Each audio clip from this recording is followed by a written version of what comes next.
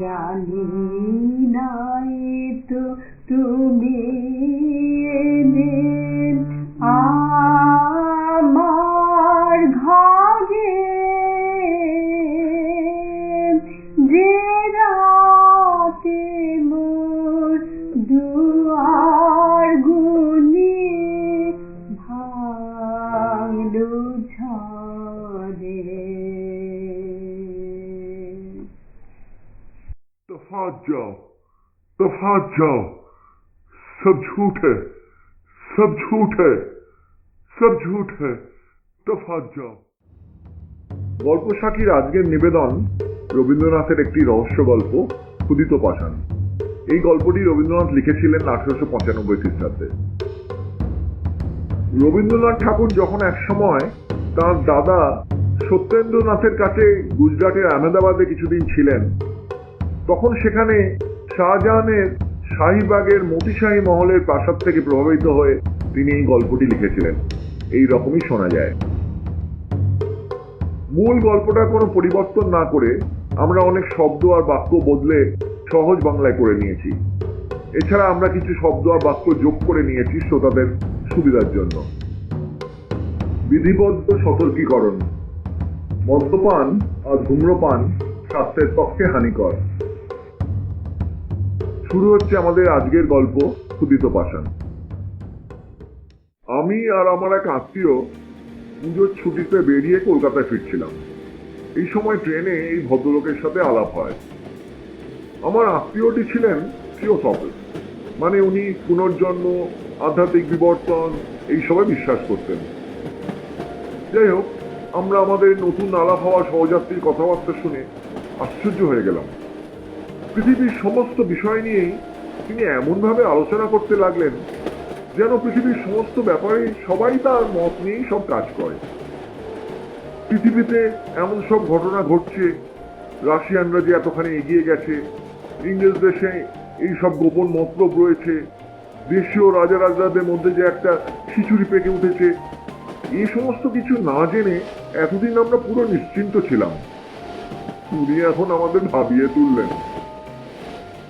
ভদ্রলোক একটু হেসে বললেন, There happen more things in heaven and earth, Horatio, than are reported in your newspapers. আমরা এই ভদ্রলোকের রকম সকম দেখে অবাক হয়ে গেলাম। ভদ্রলোক কখনো বিজ্ঞান নিয়ে কথা বলেন, কখনো বেদের ব্যাখ্যা করেন, আবার কখনো ফার্সি বয়াত আওড়াতে থাকেন। বিজ্ঞান, বেদ এবং ফার্সি ভাষায় আমাদের কোনো দখল ছিল না বলে ওনার উপর আমাদের ভক্তি বাড়তে লাগলো। এমনকি আমার থিওসফিস্ট আত্মীয়টি তার মনে দৃঢ় বিশ্বাস জন্মালো যে আমাদের এই সহযাত্রীর সাথে কোনো এক রকমের অলৌকিক ব্যাপারে কিছু একটা যোগ আছে, কোনো একটা অপূর্ব ম্যাগনেটিজম অথবা দৈব শক্তি বা ওই রকম একটা কিছু। গাড়িটা এসে জাংশনে থামলে আমরা দ্বিতীয় গাড়িটার জন্য ওয়েটিং রুমে জড়ো হলাম। তখন রাত 10:30। ট্রেন লাইনে কিছু গন্ডগোলের জন্য ট্রেন অনেক দেরিতে আসবে শুনলাম। আমি ইতিমধ্যে টেবিলের ওপরে বিছানা পেতে ঘুমোবার চিন্তা করছি। এমন সময় অসামান্য ভদ্রলোকটি বললেন, আপনাদের একটা গল্প বলি, এটা আমার জীবনে ঘটেছিল। বলে এই গল্পটা আমাদের বলতে শুরু করলেন। সেই রাতে আমার আর ঘুম হলো না। প্রশাসনের সাথে দু একটা ব্যাপারে কিছু মতবিরোধ হয়েছিল বলে আমি জুনাগড়ে কাজ ছেড়ে দিয়ে হায়দ্রাবাদে নিজাম সরকারের চাকরি নিলাম। আমার কম বয়স আর মজবুত স্বাস্থ্য দেখে আমাকে বড়িচে তুলোর মাসুল আদায়ে নিযুক্ত করা হলো। বড়ির জায়গাটা খুবই সুন্দর। নির্জন পাহাড়ের নিচে বড় বড় জঙ্গলের ভেতর দিয়ে সুস্তা নদীটা নিপুণা নর্তকীর মতো এদিক ওদিক এঁকে বেঁকে নাচতে নাচতে বয়ে গেছে। ঠিক সেই নদীর ধারেই পাথর বাঁধানো দেশ্য সিঁড়ির একটা ঘাটের ওপরে একটা শ্বেত পাথরের প্রাসাদ খাড়া পাহাড়ের তলায় একলা দাঁড়িয়ে রয়েছে। কাছাকাছি কোথাও লোকালয় নেই। বড়িচের তুলোর বাজার আর গ্রাম এখান থেকে দূরে। প্রায় 250 বছর আগে দ্বিতীয় শাহ মাহমুদ ভোগ বিলাসের জন্য প্রাসাদটা এই নির্জন জায়গায় তৈরি করিয়েছিলেন। তখন স্নানের ফোয়ারার মুখ থেকে গোলাপের গন্ধ ভরা জল বেরিয়ে আসতো, আর তরুণী পার্শ্বিক মেয়েরা সেই ঠান্ডা স্থানের ঘরে পাথরের ওপরে বসে জলাশয়ের নির্মল জলে তাদের কোমল পা দুটো ডুবিয়ে স্নানের আগে চুল খুলে দিয়ে কোলে সেতার নিয়ে আঙুর ক্ষেতের গজল গাইতো। এখন আর সে ফোয়ারা থেকে জল পড়ে না, সে গান নেই, শ্বেত পাথরের ওপরে শুভ্র পায়ের সুন্দর আঘাত পড়ে না। এখন এটা আমার মতো একলা মাসুল কালেক্টরের অতি বিশাল অতি শূন্য থাকার জায়গা। কিন্তু অফিসে বৃদ্ধ কেরানি করিম খাঁ আমাকে এই প্রাসাদে থাকতে বারবার নিষেধ করেছিল। বলেছিল, ইচ্ছে হয়তো দিনের বেলা থাকবেন, কিন্তু কখনো এখানে রাত্রিবাস করবেন না। আমি হেসে ও কথা উড়িয়ে দিলাম। ভৃত্যেরা বলল, সন্ধ্যা পর্যন্ত কাজ করবে, কিন্তু রাতে এখানে থাকবে না। আমি বললাম, ঠিক আছে। এই বাড়ির এমন বদনাম ছিল যে রাতে চোরও এখানে আসতে ভয় পেত। প্রথম এসে এই পরিত্যক্ত পাথরের প্রাসাদের নির্জনতা আমার বুকের ওপর যেন একটা ভয়ঙ্কর ভারের মতো চেপে থাকত। আমি যতটা পারতাম বেশিরভাগ সময় প্রাসাদের বাইরে থেকে সারাদিন কাজ করে রাতে ঘরে ফিরে ক্লান্ত দেহে ঘুমিয়ে পড়তাম। কিন্তু সপ্তাহখানেক যেতে না যেতেই বাড়িটার একটা অপূর্ব নেশা আমাকে ক্রমশ ধরতে লাগলো। আমার সে অবস্থা বর্ণনা করা কঠিন, আর লোককে বিশ্বাস করানো শক্ত। সমস্ত বাড়িটা একটা জীবন্ত বস্তুর মতো আমাকে তার মায়ায় অল্পে অল্পে যেন দুর্বল করতে লাগলো। তখন গ্রীষ্মকালে বাজার নরম, হাতে বিশেষ কাজ নেই। সূর্য ডোবার কিছুক্ষণ আগে আমি সেই নদীর ঘাটের একেবারে তলার সিঁড়িতে একটা আরাম কেদারা নিয়ে বসেছি। তখন সুস্তা নদীর জল অনেক কমে এসেছে। ওপারে অনেকখানি জায়গা বিকেলের আলোয় রঙিন হয়ে উঠেছে। এপারে ঘাটের তলায় পরিষ্কার জলের মধ্যে নুড়ি পাথরগুলো ঝিকমিক করে জ্বলছে। সেদিন হাওয়া ছিল না।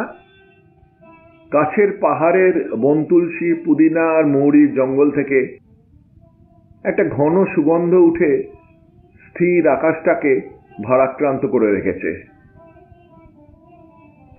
সূর্য যখন পাহাড়ের চূড়োর পেছনে নেমে গেল, সঙ্গে সঙ্গে দিনের পালা শেষ হয়ে একটা লম্বা ছায়া নেমে এলো। এখানে পাহাড়ের আড়াল থাকার জন্য সূর্য অস্তে যাবার সময় যে আলো আর অন্ধকারের একটা লুকোচুরি খেলা হয়, সেটা বেশিক্ষণ থাকে না। ঘোড়ায় চড়ে একটু বেরিয়ে আসবো চিন্তা করে উঠবো করছি, এমন সময় সিঁড়িতে পায়ের শব্দ শুনতে পেলাম। পিছনে ফিরে দেখলাম কেউ নেই। শোনার ভুল হয়েছে মনে করে আবার ফিরে এসে বসতেই এবারে অনেকগুলো পায়ের শব্দ শুনতে পেলাম, যেন অনেকে মিলে কোলাহল করতে করতে নেমে আসছে। একটু ভয়ের সাথে একটা অদ্ভুত পুলক মিশে আমার পুরো শরীর ভরে দিল। যদি আমার সামনে আমি কাউকেই দেখতে পেলাম না, তাও স্পষ্ট মনে হলো যে এই গ্রীষ্মের সন্ধ্যেবেলা একদল আমার প্রিয় নারী সুস্তার জলে স্নান করতে নেমেছে। যদিও সেই সন্ধ্যেবেলা নিস্তব্ধ পাহাড়ের নিচে নদীর তীরে নির্জন প্রাসাদে কোথাও কোনো শব্দ ছিল না, তাও যেন আমি স্পষ্ট শুনতে পেলাম নির্ঝরের শতধারার মতো সকৌতুক কলহাস্যের সাথে পরস্পরের দ্রুত অনুধাবন করতে করতে আমার পাশ দিয়ে স্নানার্থিনীরা চলে গেল। আমাকে যেন লক্ষ্যই করলো না। তারা যেমন আমার কাছে অদৃশ্য, আমিও যেন তেমনই ওদের কাছে অদৃশ্য। নদীটা কিছুক্ষণ আগের মতোই শান্ত ছিল, কিন্তু এই মুহূর্তে আমার স্পষ্ট মনে হলো যে সুস্তার অগভীর জল অনেকগুলো চুরি পড়া হাতের নাড়াচাড়ায় চঞ্চল হয়ে উঠেছে। সখীরা হাসতে হাসতে পরস্পরের গায়ে জল ছুঁড়ে মারছে, আর তাদের পায়ের আঘাতে জলের বিন্দুগুলো মুক্ত বৃষ্টির মতো আকাশে ছড়িয়ে পড়ছে। আমার বুক কাঁপতে লাগলো। সে উত্তেজনা ভয়ের, না আনন্দের, না কেবল কৌতূহলের, ঠিক বুঝতে পারলাম না। বড় ইচ্ছে করতে লাগলো ভালো করে দেখি, কিন্তু সামনে দেখার মতো কিছুই ছিল না। মনে হলো ভালো করে কান পাতলেই ওদের কথা সমস্ত স্পষ্ট শোনা যাবে, কিন্তু একান্ত মনে কান পেতে ঝিঝির ডাকি কেবল শোনা যাচ্ছে। মনে হলো 250 বৎসরের পুরনো কালো জবনিকা ঠিক আমার সামনে দুলছে। ভয় ভয় একটা ধাপ তুলে ভিতরে উঁকি মারলাম। বৃহৎ সভা বসেছে, কিন্তু গাঢ় অন্ধকারে কিছুই দেখা গেল না। হঠাৎ গুমট ভেঙে গিয়ে হু হু করে একটা হাওয়া দিল। সুস্তার শান্ত জল অপসরী কেশদামের মতো কুঞ্চিত হয়ে উঠল, আর সন্ধ্যের ছায়া ঢাকা বনভূমি এক মুহূর্তে একসঙ্গে কেঁপে উঠে যেন দুঃস্বপ্ন থেকে জেগে উঠল। স্বপ্নই হোক বা সত্যি, 250 বৎসরের অতীত থেকে প্রতিফলিত হয়ে আমার সামনে যে এক অদৃশ্য মরীচিকার আবির্ভাব হয়েছিল তা চকিতের মধ্যে হারিয়ে গেল। যে মায়াবিনীরা আমার গায়ের ওপর দিয়ে অশরীরী পায়ে ছুটে গিয়ে সুস্তার জলে ঝাঁপ দিয়েছিল, তারা কিন্তু ভিজে আঁচলে জল নিংড়তে নিংড়তে আমার পাশ দিয়ে উঠে গেল না। হাওয়া যেরম করে গন্ধ উড়িয়ে নিয়ে যায়, বসন্তের এক নিঃশ্বাসে তারা তেমন করে উড়ে গেল। তখন আমার ভয় হতে লাগলো যে হঠাৎ আমাকে নির্জনে একলা পেয়ে কবিতা দেবী হয়তো আমার কাঁধে এসে ভর করলেন।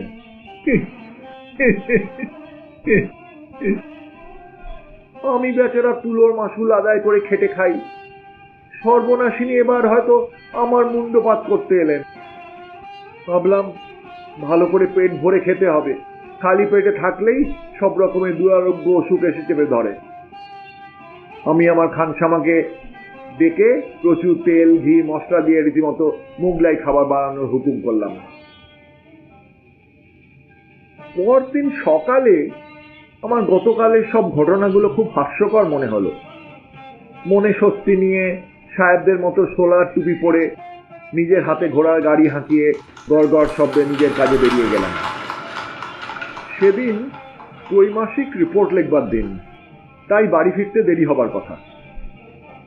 কিন্তু সন্ধে হতে না হতেই আমি বাড়ি যাবার একটা টান অনুভব করতে পারলাম। কি টানছে বলতে পারবো না, কিন্তু মনে হলো যে আর দেরি করা উচিত হবে না, সকলে আমার জন্য বসে আছে। রিপোর্ট অসমাপ্ত রেখে টুপি মাথায় দিয়ে সন্ধ্যের অন্ধকার নির্জন পথ ঘোড়ার গাড়ির আওয়াজে চমকিয়ে দিয়ে সেই পাহাড়ের নিচে নিস্তব্ধ প্রকাণ্ড অন্ধকার প্রাসাদে গিয়ে উপস্থিত হলাম। সিঁড়ির ওপরে সামনের ঘরটা প্রকাণ্ড বড়, 3 সারি বড় বড় থামের ওপর কারুকার্য করা খিলান বিস্তীর্ণ ছাদটাকে ধরে রেখেছে। এই প্রকাণ্ড ঘরটাতে বিপুল শূন্যতা, তাই রাত দিন গম গম করে। সেদিন সন্ধ্যার একটু আগে যখন প্রদীপ জ্বালানো হয়নি, আমি বিরাট ভারী দরজা ঠেলে ওই ঘরে ঢুকলাম। অমনি মনে হলো যে ঘরের মধ্যে একটা কোলাহল শুরু হয়ে গেছে, যেন হঠাৎ সভা ভেঙে চারিদিকে দরজা জানলা দিয়ে কে কোথায় পালিয়ে যাচ্ছে। আমি কোথাও কিছু দেখতে না পেয়ে অবাক হয়ে দাঁড়িয়ে থাকলাম। সারা শরীর একটা অদ্ভুত আবেশে রোমাঞ্চিত হয়ে উঠল, যেন অনেক দিন ধরে ভুলে থাকা মাথার সুগন্ধি তেলের আর আতরের হালকা গন্ধ আমার নাকে এসে ঢুকলো।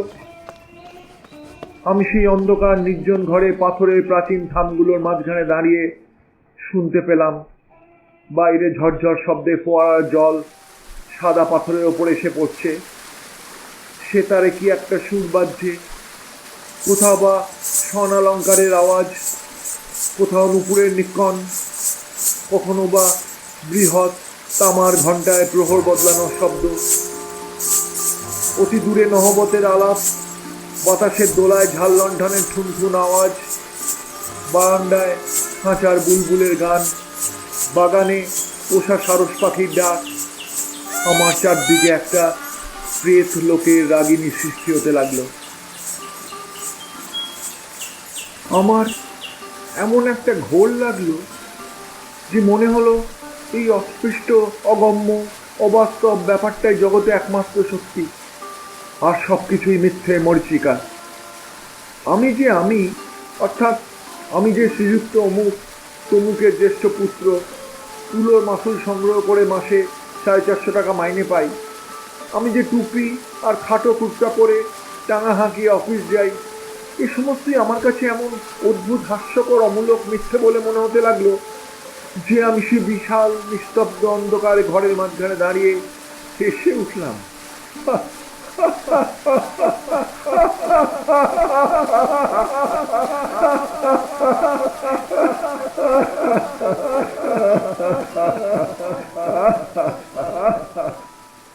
তখনই আমার ভৃত্য কেরোসিন ল্যাম্প জ্বালিয়ে ঘরে ঢুকলো।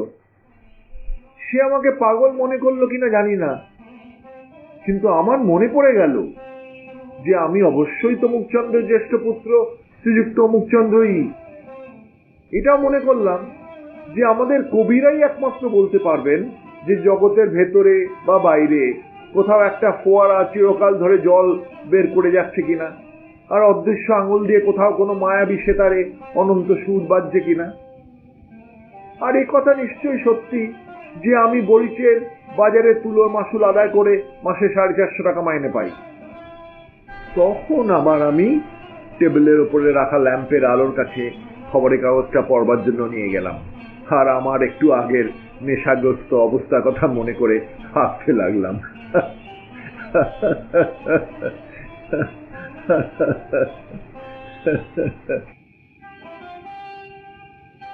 খবরের কাগজটা পড়ে আর মোগলাই খাবার খেয়ে ল্যাম্পের আলো নিভিয়ে বিছানায় শুয়ে পড়লাম। অন্ধকার জঙ্গল দিয়ে ঘেরা পাহাড়ের মাথায় একটা অতি উজ্জ্বল তারা 1000 কোটি যোজন দূরের আকাশ থেকে আমার সে অতি সাধারণ খাটের উপর শুয়ে থাকা শ্রীযুক্ত মাসুল কালেক্টরের দিকে আমার সামনের খোলা জানলা দিয়ে একদৃষ্টে তাকিয়ে রয়েছে। এটা চিন্তা করে আমি একটু বিস্ময় আর কৌতুক অনুভব করলাম। কতক্ষণ ঘুমিয়েছিলাম জানি না, এক সময় হঠাৎ শিউরে উঠে জেগে গেলাম। ঘরে যে কোনো আওয়াজ হয়েছিল তা নয়, কোনো লোক যে ঢুকেছিল তাও নয়। ততক্ষণে অন্ধকার পাহাড়ে মাথা থেকে ওই তারাটা অদৃশ্য হয়ে গেছে। আকাশে এক ফালি চাঁদ, তার খুবই অল্প আলোটা মনে হলো খুব ইতস্তত করে জানলা দিয়ে আমার ঘরে ঢুকছে। কাউকে দেখতেও পেলাম না, তবু যেন আমার স্পষ্ট মনে হলো যে কেউ আমাকে আস্তে আস্তে ঠেলছে। আমি এবার পুরো জেগে উঠলাম।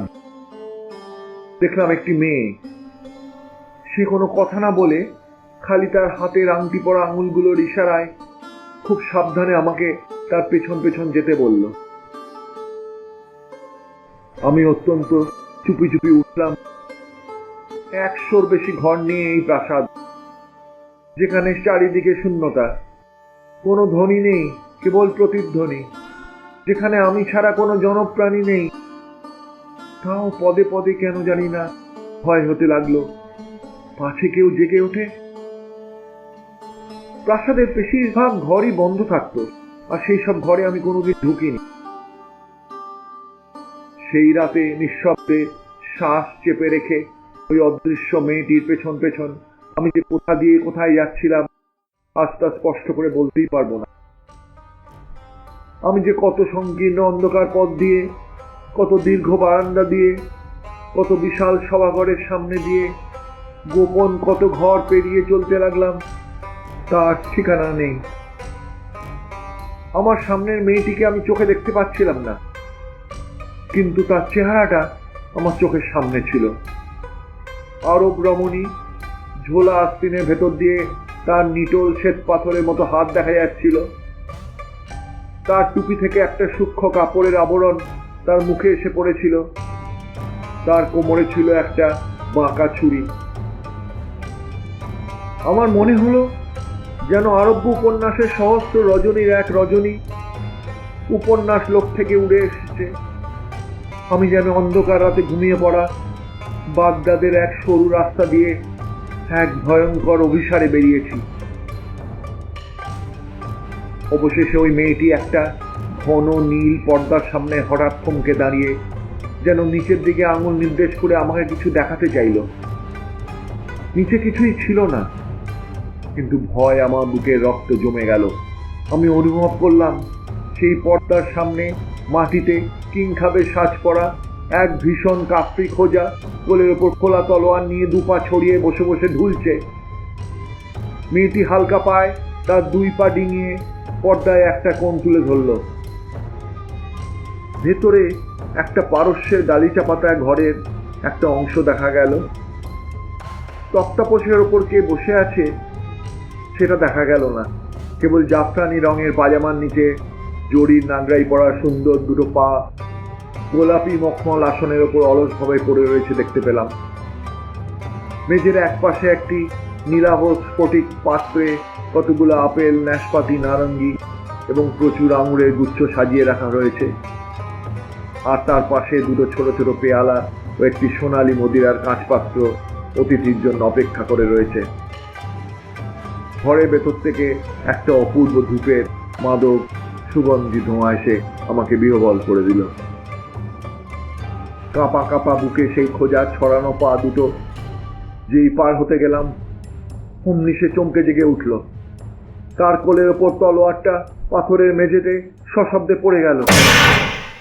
হঠাৎ একটা বিকট চিৎকার শুনে চমকে উঠে দেখলাম আমি আমার খাটের ওপর ঘরমাক্ত শরীরে বসে আছি। ভোরের আলোয় কৃষ্ণপক্ষের আধখানা চাঁদ রাত জাগা রোগীর মতো ম্লান হয়ে গেছে এবং আমাদের পাগলা মেহের আলী তার প্রাত্যহিক প্রথা অনুসারে প্রত্যুষের জনশূন্য পথে তফাৎ যাও করে চিৎকার করতে করতে হেঁটে যাচ্ছে। এইভাবে আমার আরব্য উপন্যাসের এক রাত্রি হঠাৎ শেষ হলো, কিন্তু এখনো 1,000,000 রজনী বাকি আছে। আমার দিনের সাথে আমার রাত্রির একটা বিরোধ বেঁধে গেল। দিনের বেলায় ক্লান্ত দেহে কাজে যেতাম আর স্বপ্নময়ী মায়াবিনী রাত্রিকে অভিশাপ দিতাম।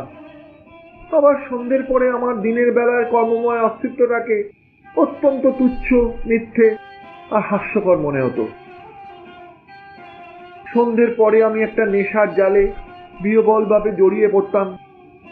শত শত বৎসর পূর্বেকার কোনো এক অলিখিত ইতিহাসের অন্তর্গত আর একটা অপূর্ব ব্যক্তি হয়ে উঠতাম।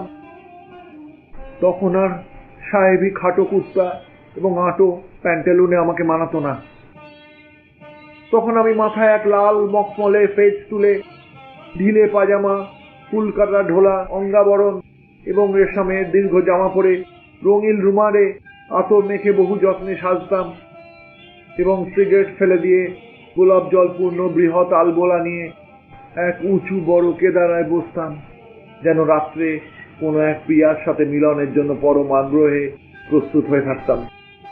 তারপর অন্ধকার যত ঘন হতো তত কি যে এক অদ্ভুত ব্যাপার ঘটতে থাকতো তা আমি বর্ণনা করতে পারবো না। ঠিক যেন একটা চমৎকার গল্পের কতগুলো ছিন্ন অংশ বসন্তের আকস্মিক বাতাসে এই বৃহৎ প্রাসাদের বিচিত্র ঘরগুলোর মধ্যে ঘুরে বেড়াতো। খানিকটা দূর পর্যন্ত পাওয়া যেত, তারপরে শেষ আর দেখা যেত না। আমিও সেই ঘূর্ণমান বিচ্ছিন্ন অংশগুলোকে অনুসরণ করে সমস্ত রাত্রি ঘরে ঘরে ঘুরে বেড়াতাম। এই ভাঙা ভাঙা স্বপ্নের আবর্তের মধ্যে এই কচ্ছিত হেনার গন্ধ, কচ্ছিত সেতারের শব্দ, কচ্ছিত সুরভিত হাওয়ার হিল্লোল, এইসবের মধ্যে একটি নায়িকাকে ক্ষণে ক্ষণে বিদ্যুৎ শিখার মতো চকিতে দেখতে পেতাম। তারই জাফরান রঙের পাজামা এবং দুটি দুধে আলতা কোমল পায়ে জরির নাগরাই পরা, বক্ষে জরির ফুলকাটা কাঁচুলি, মাথায় একটা লাল টুপি, আর সেটা থেকে সোনার ঝালর ঝুলে তার শুভ্র ললাট ও গাল ঘিরে রেখেছে। সে আমাকে পাগল করে দিয়েছিল। আমি তারই অভিসারে প্রত্যেক রাত্রে নিদ্রার রাজ্যে স্বপ্নের মায়াপুরীর মধ্যে বিপদ সংকুল জটিল পথে ঘরে ঘরে গলিতে গলিতে ঘুরে বেড়াতাম। এক একদিন সন্ধ্যের সময় যখন বড় আয়নাটার দুদিকে দুটো বাতি জেলে যত্ন নিয়ে শাহজাদার মতো সাজছি, এমন সময় হঠাৎ দেখতে পেতাম আয়নায় আমার ছায়ার পাশে ক্ষণিকের জন্য সেই তরুণী রানীর মেয়েটি, তার ছায়া এসে পড়ল। পলকের মধ্যে গ্রীবা ঘুরিয়ে তার ঘন কালো আয়ত চোখের তারায় গভীর আবেগ আর বেদনা ছড়িয়ে সে আমার দিকে তাকালো, আর তার সুন্দর দুটি ঠোঁটের ফাঁকে একটা মৃদু হাসির আভাস দিয়ে তার যৌবন ভরা দেহের ছন্দে আমাকে মুগ্ধ করে আমার মনের বেদনা বাসনা ও বিভ্রমে বৃদ্ধি করে মুহূর্তের মধ্যে সে আয়নাতেই আবার মিলিয়ে গেল। পাহাড় পর্বত আর বন জঙ্গলের সমস্ত সুগন্ধ লুট করে একটা উদ্দাম হাওয়া তার উচ্ছ্বাসে আমার বাতি দুটো নিভিয়ে দিত। আমি সাজসজ্জা ছেড়ে পুলকিত মনে আমার শয্যায় এসে শুয়ে পড়তাম। আমার চারদিকের সেই হাওয়ার মধ্যে, পর্বত শ্রেণীর সৌরভের মধ্যে যেন অনেক আদর, অনেক চুম্বন, অনেক কোমল হাতের স্পর্শ নির্জন অন্ধকারকে ভরে দিয়ে ভেসে বেড়াতো। কানের কাছে অনেক গুঞ্জন শুনতে পেতাম। আমার কপালে এক সুগন্ধ নিঃশ্বাস এসে পড়ত, আর আমার গালে একটি সুগন্ধি সুকোমল রমণীয় ওড়না বারবার উড়ে এসে স্পর্শ করতে থাকত। অল্পে অল্পে যেন একটি মোহিনী সর্পিনী তার মাদকতা দিয়ে আমার সর্বাঙ্গ বেঁধে ফেলত। আমি গাঢ় নিঃশ্বাস ফেলে অসার দেহে গভীর নিদ্রায় অভিভূত হয়ে পড়তাম। একদিন বিকেলে ঘোড়ায় চড়ে বের হব বলে মনস্থির করলাম। মনে হলো কেউ আমাকে নিষেধ করছে, কিন্তু আমি সেদিন নিষেধ মানলাম না। একটা কাঠের লাঠিতে আমার সাহেবি হ্যাট আর খাটো কুর্তা ঝুলছিল, পেরে নিয়ে সেগুলো পড়তে যাচ্ছি। এমন সময় হঠাৎ একটা ঘূর্ণি হাওয়া সুস্তা নদীর বালি আর শুকনো পাতা উড়িয়ে নিয়ে এসে হাজির হলো, আর আমার সেই কুর্তা আর টুপি উড়িয়ে নিয়ে চলল। সঙ্গে খুব মিষ্টি একটা হাসি হাওয়ার সাথে সাথে ঘুরতে ঘুরতে কৌতুকের সুরের সিঁড়ি বেয়ে উঁচু থেকে উঁচুতে চড়ে সূর্যের আলো কাছে গিয়ে যেন মিলিয়ে গেল। সেদিন আর ঘোড়ায় চড়া হলো না, আর সেদিন থেকে খাটো কুর্তা আর সাহেবি হ্যাট পরাই ছেড়ে দিলাম। আবার সেদিন মাঝরাতে বিছানার উপর উঠে বসে শুনতে পেলাম কে যেন গুমড়ে গুমড়ে বুক ফাটা কান্না কাঁদছে। যেন আমার খাটের নিচে, মেঝের নিচে, এই বিশাল পাথরের প্রাসাদেরও তলায় কোনো এক ভিজে অন্ধকার চোরা কুঠুরির ভেতর থেকে কেউ কেঁদে কেঁদে বলছে, তুমি আমাকে উদ্ধার করে নিয়ে যাও। কঠিন মায়া, গভীর ঘুম, নিষ্ফল স্বপ্নের সমস্ত দরজা ভেঙে আমাকে ঘোড়ায় তুলে তোমার বুকের মধ্যে আমাকে চেপে রেখে বনের ভিতর দিয়ে, পাহাড়ের উপর দিয়ে, নদী পার হয়ে তোমার সূর্যের আলোয় উজ্জ্বল ঘরে আমাকে নিয়ে চলো। উদ্ধার করো আমাকে, আমাকে উদ্ধার করো। আমি কি? আমি কেমন করে উদ্ধার করব? আমি এই ঘূর্ণির মতো মুহূর্তে মুহূর্তে বদলে যাওয়া স্বপ্নের ভেতর থেকে এই অদৃশ্য আবেগপ্রবণ কোন সুন্দরীকে তীরে নিয়ে আসব? তুমি কবে ছিলে, কোথায় ছিলে হে ঐশ্বরিক সুন্দরী?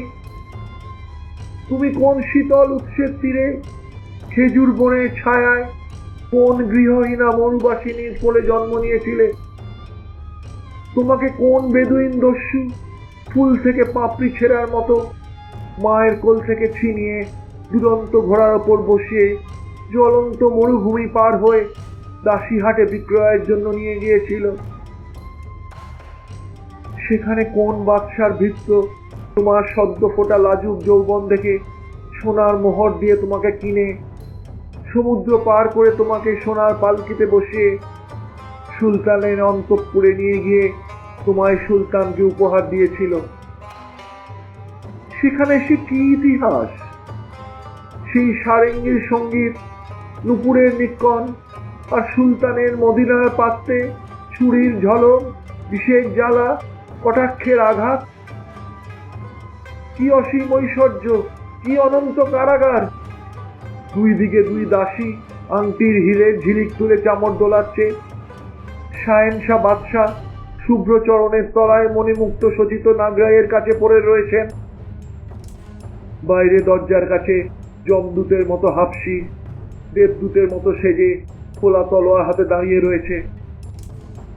তারপরে তুমি সেই রক্ত দূষিত ঈর্ষাময় ষড়যন্ত্রে ভরা উজ্জ্বল ঐশ্বর্যের প্রবাহে ভেসে এসে তুমি মরুভূমির ফুলের কুঁড়ি কোন নিষ্ঠুর মৃত্যুর মুখে এসে পড়েছিলে, বা আরো নিষ্ঠুর কোন মহিমার তটে উৎক্ষিপ্ত হয়েছিলে? এমন সময় হঠাৎ সেই পাগলা তফাৎ মেহের আলী যাও। চিৎকার করে উঠল। सब झूठ है, सब झूठ है। तफात চেয়ে जाओ, দেখলাম সকাল तफात হয়েছে। जाओ, सब झूठ है। যাত্রাসী ডাকের চিঠিপত্র নিয়ে আমার হাতে দিল। तफात जाओ, খানসামা এসে সেলাম করে জিজ্ঞাসা করলো আজকে খাবার কি হবে। सब झूठ है। আমি ভেবে দেখলাম না, এই বাড়িতে আর থাকা যাবে না। সেই দিনই আমার জিনিসপত্র তুলিয়ে নিয়ে অফিস ঘরে গিয়ে উঠলাম। অফিসে বৃদ্ধ কেরানি করিম খাঁ আমাকে দেখে ঈশ্বর হাসলো। আমি তার হাসিতে বিরক্ত হয়ে কোনো কথা না বলে কাজ করতে লাগলাম। কিন্তু যত বিকেল হয়ে আসতে লাগলো ততই আমি অন্যমনস্ক হতে লাগলাম। মনে হতে লাগলো এখনই কোথাও যেন আমার যাওয়ার আছে। এখনই তুলোর হিসেব করার কাজটা নিতান্ত অনাবশ্যক মনে হলো। নিজামাত ও তো আমার কাছে বিশেষ কিছু বোধ হলো না। যা কিছু বর্তমান, যা কিছু আমার চারদিকে চলছে, ফিরছে, খাটছে, খাচ্ছে, এ সমস্তই আমার কাছে অত্যন্ত দীন, অর্থহীন, অকিঞ্চিতকর বলে মনে হলো। আমি কলম ছুঁড়ে ফেলে বৃহৎ খাতাটা বন্ধ করে তৎক্ষণাৎ টাঙা চড়ে ছুটলাম। দেখলাম টাঙাটা ঠিক গোধূলি মুহূর্তেই নিজে থেকেই সেই প্রাসাদের দরজার সামনে গিয়ে থামলো। আমি দ্রুত পদে সিঁড়িগুলো চড়ে ঘরের মধ্যে প্রবেশ করলাম।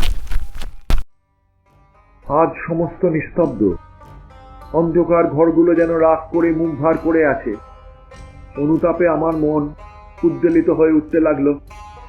কিন্তু কাকে জানাবো, কার কাছে মার্জনা চাইবো, খুঁজে পেলাম না। আমি শূন্য মনে অন্ধকার ঘরগুলোর মধ্যে ঘুরে বেড়াতে লাগলাম। ইচ্ছে করতে লাগলো একটা যন্ত্র হাতে নিয়ে কাউকে উদ্দেশ্য করে গান গাই। বলি, কে বন্দি, যে পতঙ্গ তোমাকে ফেলে পালানোর চেষ্টা করেছিল সে আবার মরবার জন্য ফিরে এসেছে।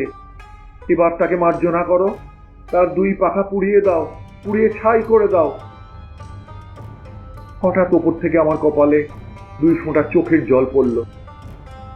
সেদিন পাহাড়ের চূড়োয় ঘন মেঘ করে এসেছিল। অন্ধকার অরণ্য আর সুস্তার কালো জল একটা ভীষণ প্রতীক্ষায় স্থির হয়েছিল।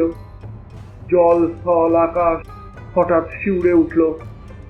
অকস্মাৎ প্রচন্ড বিদ্যুতের শিখা নিয়ে একটা ঝড় শিকল ভাঙা উন্মাদের মতো পথহীন সুদূর জঙ্গলের ভেতর দিয়ে আত্মচিৎকার করতে করতে ছুটে এলো। প্রাসাদের বড় বড় শূন্য ঘরগুলো সমস্ত দরজা আছড়িয়ে তীব্র বেদনায় হু হু করে কাঁদতে লাগলো। শ্রাবণের গগনের গান বেদ চমকিয়া যায় খানে খানে সারবরে শিহরিয়া উঠে হায় শ্রাবণের গগনের গান শ্রাবণের গগনের গান বেদ চমকিয়া যায় খানে খানে সারবরে শিহরিয়া উঠে হায় শ্রাবণের গগনের গান। আজ ভৃত্যেরা সবাই অফিসে ছিল, তাই এখানে আলো জ্বালাবার কেউ ছিল না। সেই মেঘাচ্ছন্ন অমাবস্যার রাতে প্রাসাদের ভিতরের ঘন কালো অন্ধকারের মধ্যে আমি স্পষ্ট অনুভব করলাম একজন রমণী খাটের পাশে গালিচার উপর উপুর হয়ে পড়ে দুই হাত মুঠো করে নিজের খোলা চুলের রাশি টেনে টেনে ছিঁড়ছে। তার ফর্সা কপাল ফেটে ঝরঝর করে রক্ত ঝরে পড়ছে। কখনো সে শুষ্ক তীব্র অট্টহাসে হা হা করে হেসে উঠছে, কখনো ফুলে ফুলে কেঁদে উঠছে। দুই হাতে সে বুকের কাঁচুলি ছিঁড়ে ফেলে অনাবৃত বুকে আঘাত করছে। খোলা জানলা দিয়ে গর্জন করে হাওয়া ঢুকছে, আর মুষলধারে বৃষ্টি এসে তার সর্বাঙ্গ ভিজিয়ে দিচ্ছে। সমস্ত রাত্রি ঝড়ও থামে না, কান্নাও থামে না। আমি নিষ্ফল পরিতাপে ঘরে ঘরে অন্ধকারে ঘুরে বেড়াতে লাগলাম। কেউ কোথাও নেই, কাকে সান্ত্বনা দেব, কারই প্রচন্ড অভিমান।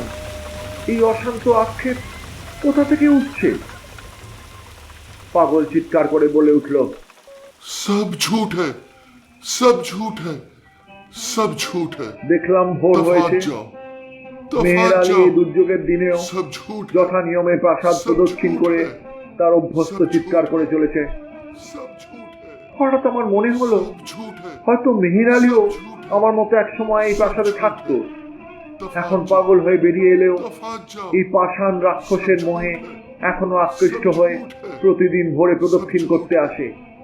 सब झूठ है। আমি তৎক্ষণাৎ সেই বৃষ্টির মধ্যেই পাগলের কাছে ছুটে গেলাম। তাকে জিজ্ঞাসা করলাম, क्या झूठ है রে? সে আমার কথার কোনো উত্তর না দিয়ে আমাকে ঠেলে ফেলে দিয়ে অজগরের কবলে পড়া চারদিকে উড়ে বেড়ানো মহাবিষ্ট পাখিদের মতো চিৎকার করতে করতে প্রাসাদের চারদিকে ঘুরতে লাগলো। दफा जाओ, আর কেবল নিজেকে সতর্ক করার জন্য বারবার বলতে লাগলো, सब झूठ है, सब झूठ है, सब झूठ है। আমি সেই ঝড় জলের মধ্যেই পাগলের মতো অফিসে ঢুকে করিম খাঁকে ডেকে বললাম, এসবের কি অর্থ? আমায় খুলে সব বলো। বৃদ্ধ যা বলল তার মর্মার্থ এই, এক সময় এই প্রাসাদে অনেক অতৃপ্ত বাসনা, অনেক উন্মত্ত সম্ভোগের শিখা আলোড়িত হতো। সেই সকল চিত্তদাহে, সেই সকল নিষ্ফল কামনার অভিশাপে এই প্রাসাদের প্রত্যেক পাথরখণ্ড ক্ষুধার্ত তৃষ্ণার্ত হয়ে আছে। সজীব মানুষ পেলে তাকে লালায়িত পিশাচির মতো খেয়ে ফেলতে চায়। যারা 3 রাত্রি বা তার বেশি ওই প্রাসাদে থেকেছে তাদের মধ্যে কেবল মেহের আলী পাগল হয়ে বেঁচে বেরিয়ে এসেছে। ও ছাড়া আর কেউ তার গ্রাস এড়াতে পারেনি। আমি জিজ্ঞেস করলাম, আমার উদ্ধারে কি কোনো পথ নেই? বৃদ্ধ বলল, একটা মাত্র উপায় আছে, কিন্তু তা অত্যন্ত কঠিন। সেটা সম্বন্ধে আপনাকে বলছি, কিন্তু তার আগে ওই প্রাসাদের একটি কৃতদাসীর পুরনো ইতিহাস বলা আবশ্যক। তেমন আশ্চর্য আর তেমন হৃদয় বিদারক ঘটনা সংসারে আর কখনো ঘটেনি। এমন সময় কুলিরা এসে খবর দিল আমাদের ট্রেন আসছে। এত শীঘ্র? তাড়াতাড়ি বিছানাপত্র বাঁধতে বাঁধতে ট্রেন এসে পড়ল। সেই গাড়ির ফার্স্ট ক্লাসে একটি ইংরেজ সবে ঘুম থেকে উঠে জানলা দিয়ে মুখ বাড়িয়ে স্টেশনের নাম পড়ার চেষ্টা করছিল। আমাদের সহযাত্রীকে দেখেই হলো হলো বলে চিৎকার করে উঠল এবং নিজের কামরায় তুলে নিল। আমরা সেকেন্ড ক্লাসে উঠলাম। ওই ভদ্রলোকটির আর খবর পেলাম না, আর গল্পটাও শেষ শোনা হলো না। আমি বললাম, লোকটা আমাদেরকে বোকা দেখে মজা করে গেল, গল্পটা আগাগোড়াই বানানো। আমার আত্মীয়টি বললেন, এখন তুমি সত্যি একটা আস্ত বোকার মতো কথা বলছো। আমি বললাম, কেন? তুমি জগতের সব কিছু জানো। আরে সব না জানলেও এইটুকু জানি যে ওই লোকটি যা গল্পটা করে গেল তার কোনো বৈজ্ঞানিক ব্যাখ্যা নেই। স্রেফ ভুল মেরেছে। তুমি দুপাটা ইংরেজি আর দুপাটা বিজ্ঞান পড়ে মনে করছো সব জেনে গেছো। এই ভদ্রলোক তোমার থেকে 100 গুণ বেশি শিক্ষিত। হ্যাঁ, ওর শিক্ষা তোমার মতো কুসংস্কারগ্রস্ত লোকদের বোকা বানানোর জন্য খুব কাজে লাগবে। এই মুখ সামলে কথা বলবে, নিজেকে বেশি শিক্ষিত মনে করো না। এই তর্কটা চলতে লাগলো যতক্ষণ না পর্যন্ত আমরা কলকাতায় পৌঁছলাম। আর এই তর্ক নিয়ে আমার থিওসফিস্ট আত্মীয়ের সাথে চিরদিনের মতো বিচ্ছেদ ঘটে গেল। আমাদের আজকের গল্প এখানেই শেষ হলো। রবীন্দ্রনাথ ঠাকুরের জন্ম 7ই মে 1861 খ্রিস্টাব্দে আর মৃত্যু 7ই অগস্ট 1941 খ্রিস্টাব্দে। কণ্ঠসঙ্গীতে রাধারানী আর ইরানী রমণীর চরিত্রে ইন্দ্রাণী, শব্দ সম্পাদনায়, প্রেক্ষাপট অঙ্কনে আর ইংরেজি সাবটাইটেল সম্পাদনায় কৌশানী। গল্পটির পরিকল্পনায় শুদ্ধ বাংলা থেকে চলিত বাংলায় আর বাংলা থেকে ইংরেজি অনুবাদে শব্দগ্রহণে আর পুরুষ চরিত্রগুলিতে অভিনয়ে আমি কুনাল। আমরা আবার সামনের শনিবার আপনাদের কাছে আসবো নতুন একটা গল্প নিয়ে। আজকের গল্প আপনাদের কেমন লাগলো অবশ্যই কমেন্ট বক্সে লিখে জানাবেন। আর যদি ভালো লেগে থাকে তবে লাইক, শেয়ার আর সাবস্ক্রাইব করবেন।